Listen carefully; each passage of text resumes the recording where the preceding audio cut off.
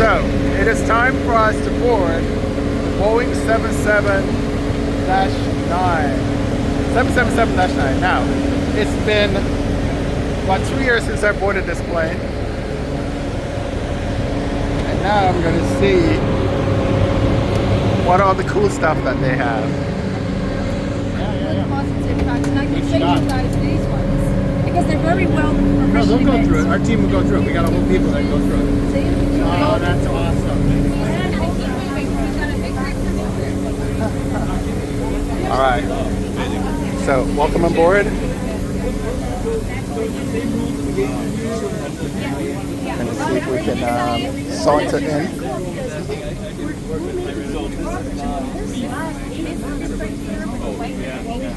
I think we fly the classic. Oh, very nice. Emirates. Very nice. And of course, we're trying to figure out. Yep. So all you do is you hit this as you're taxiing out, when you're dropping flaps and things like that, and you'll get that confirmation there. Okay. And then you'll take off on your merry little way as a Code F airplane. When you land, this will go up and you'll get a positive indication. And there's no work on it. Another one We get pretty busy taxiing around the airport. It's harder than flying through the room. Sure. Okay, so that was the cockpit of the 777. There are just a lot of people in the cockpit. The coolest thing that everybody wants to see, so when they test these airplanes, they move weights around.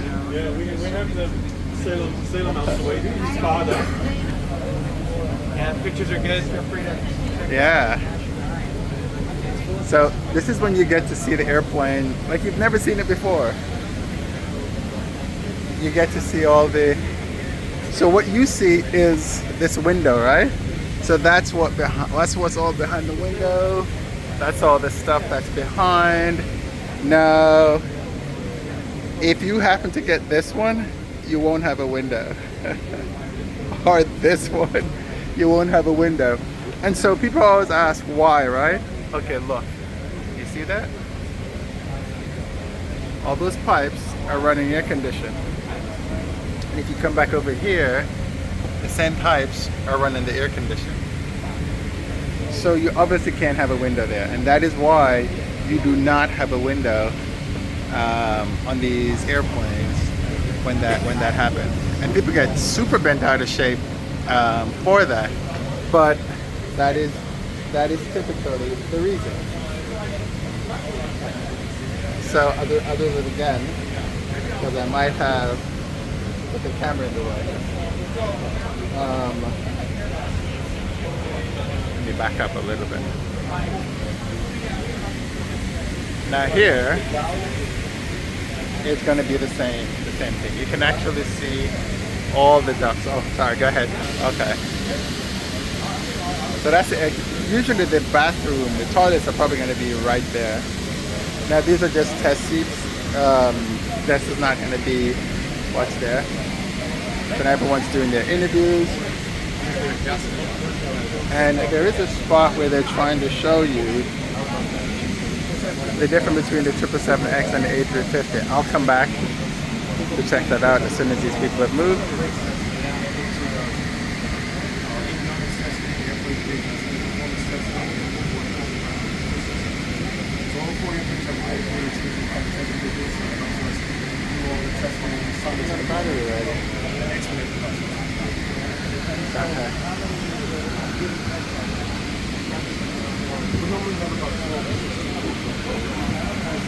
Alright. I can ask this guy some questions. You will love it, yourself. Yeah.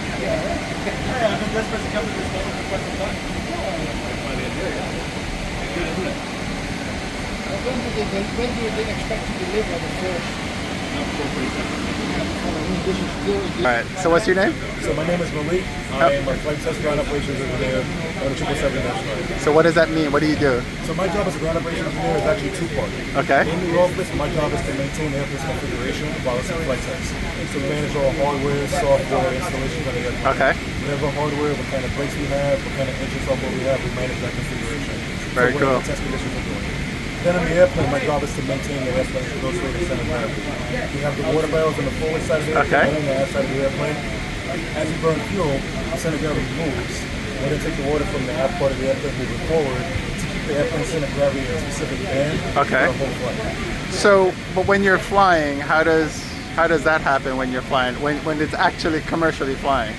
Commercially flying, you don't have to worry about moving the center of gravity. Right. Because the center of gravity is going to be set to a position where as fuel burns, it'll stay within the center of the band for the whole flight.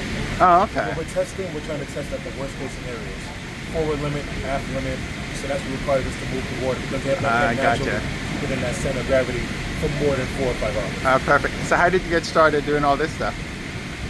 I applied to this job and I networked and we didn't get into the job role. Very cool. Congratulations. Thank you. All right. All right. So there you have it.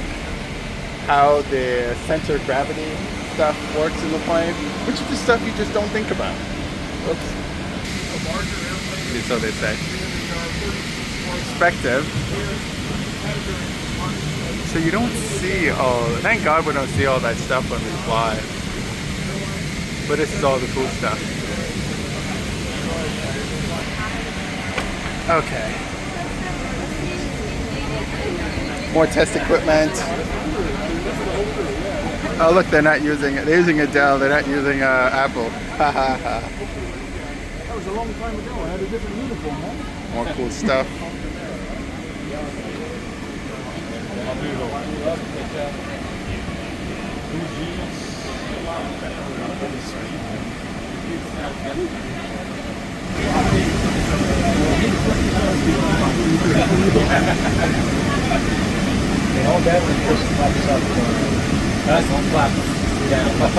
So, was that from the turn yesterday? I think so, yeah.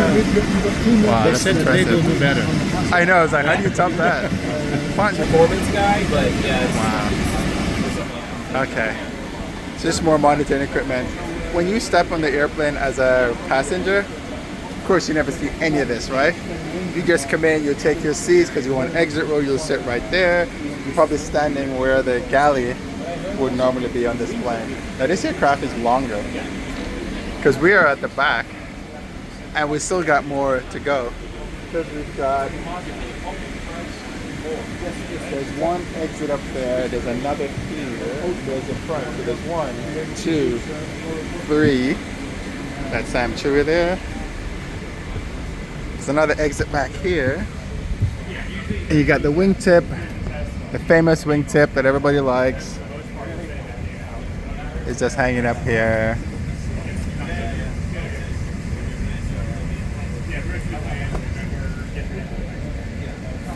That thing is huge. Cause that's another 777 that's right next to it, but that's at 300. Okay. Ooh.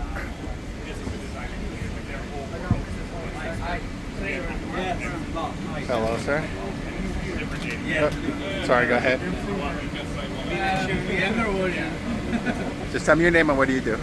I am Kevin Blacksher. I am working in flight test instrumentation currently. So instrumentation is in charge of the data system basically. Okay. So all the water barrels that are installed, all the racks are installed, all the sensors installed on the exterior of the airplane that hook up to data acquisition units. That's instrumentation's job. Yeah. And so we're in charge of data quality, data verification, so that when we do our testing analysis, has accurate data to look at to verify the data points that we're trying to reach. Very cool. So what's that little thing that hangs off the plane when it lands? You normally see that little thing at the back, or I think it's at the tail. It's at the top of the tail, and it goes all the way. It's like a little Trailing cone, maybe? There you go. Is it a cone shape? Yeah. Yeah, so that's attached to the trailing cone. And so we extend the trailing cone out about 200 feet to get a more accurate airspeed. Gotcha. During S&C testing on the airplane. Oh, so that's what that is. Yeah. Okay. All right. Yeah, it's attached to that rig in the back. So that was very technical of me, right? Little thing that hangs out in the back of the plane. That's cool. So Kevin, how did you get started in all this? I went to, it's a weird story. My story is not normal. That's okay. I went to school for electrical engineering. And I went through the gamut like everybody else. but during my interview process, they were talking about the data system and what flight test did. I had never heard of flight test before. And I went to school for electrical engineering, but my senior design project was a basketball robot at FAMU University. And so during the interview process, I talked about buying the motors, buying the enclosure, helping designing the computer setup. They're like, oh, that sounds exactly like what we do for instrumentation. And so they hired me out of college. I moved from Florida to Seattle. That's how I started. Wow, how long ago was that? 16 years ago. Wow, congratulations. Thank you. That is pretty amazing. My nephew is 19. Okay. And so, I'm trying to get him in. He likes aviation, but he's not sure if he wants to do AMT or he wants to do the pilot in. But there's so many different facets, right? Yeah. Oh, yeah. So this is good. Yeah. Thank you. If he likes to get his hands on stuff, it'd be more of an AMT role. If he likes to sit behind a computer and do the design. So, you get in instrumentation, we get a little bit of hands-on. We're definitely working with the computers a lot during testing. Yeah. But the mechanics do more of the actual installations. So, all right, cool. So maybe I should get him to apply to Boeing. His mother's going to freak out though because he'll have to move. Thank you, Kevin. I appreciate it. anytime. Thank you. How you doing, man? Good. So this is that thingy that Kevin was telling me about. So this is the thing that gets extended and it goes all the way out to the tail cone. So back here, it looks weird because you've never seen it like this, but this is the back of the plane where the galleys are. And normally you ever see a whole bunch of galleys back there, usually a toilet's there, that's your exit. Another toilet's probably here, that's your exit. The crew rest is gonna be on top of here. And of course you can see all the baggage stuff. And normally back here the airplane tapers back, so you probably have like 2 seats, and there's probably a lab that's going to be here in this position. But this is the thing, and the whole thing just winds out and it's crazy. So because there's an actual lab on here that works, but they said don't touch anything, so I'm not touching anything. And so they move this is stuff that moves all the water and stuff back. So it's cool. All right. How you doing, sir? Good. Good. So what do you do on this plane? Me? So I'm a flight test engineer. Okay. And so my group's role is we are in charge of configuration management of the airplane. So every test, there's different systems that are under test, different components that need to be installed. So my group helps plan in advance for all the different configuration changes that are needed, get all the installation paperwork released, and then work with our shop crews to assist with the installation as needed. And then for the actual tests, for each onboard, we get to fly on board with the airplane. So we set out these instrumentation racks here. And my group, we're in charge of the gross weight and CG management. So we have like these water barrels on board, which is cool. Water forward and aft to the airplane, because we have a whole set up front too. And so we're real-time adjusting the center of gravity of the airplane, just depending on what systems we're testing, what parameters you have to stay within. So my group's monitoring that, running the pumps, and then tracking fuel burn and making sure we're staying within whatever our gross weight band is for the day. So that's one part of our functions, and then the other part is we are the onboard cabin safety focal. So similar to kind of what a flight attendant would do on a commercial flight, we're in charge of making sure everyone's safe and secure throughout the flight, whether that's making sure everyone's feeling well.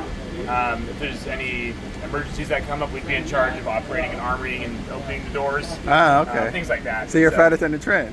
Essentially, we do a lot of similar overlap. I'm not bringing people their lunches. I'm gonna do that, but how do you from the safety side of it? So you guys flew over on the plane, right? Yeah. So did it like cater and then you just go to the galley and take your food? Is that what happened? It's self-serve. All self-serve. So was it hot or cold? Food? Oh yeah.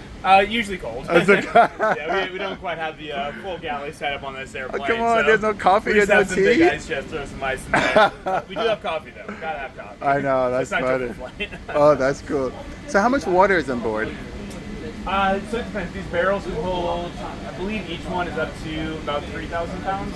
Wow. Or I'm sorry, 300 gallons, which is multiplied by 6. But yeah, we have 12 in the front, 12 in the back. Ah, okay. And that's for these airplanes. Our smaller ones have less barrels.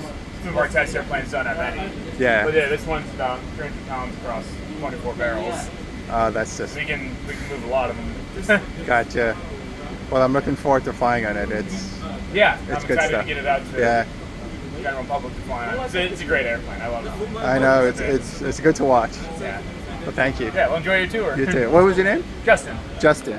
Kerwin. meet you. Nice to meet you too. All right, man. Thank you. Oh, that's just cool. All right.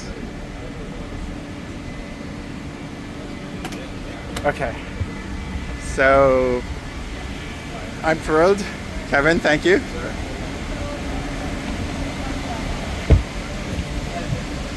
This would be terrible. I'd be tripping over everything on this plane. I'm so clumsy. Take care and thank you guys. So this was received. So I think what we're trying to do here is to show that it's about the same size. The 350 and the 777X is on the side. So they're saying it's slightly different. Let's basically what they're saying. Alright. And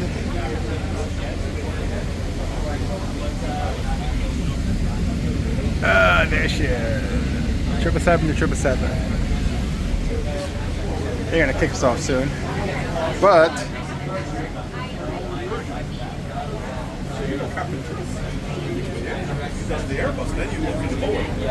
alright. But this is cool. There's still a line to see the thing. And this is more WH001, Alaska Comfort Works. So there they compare the two windows.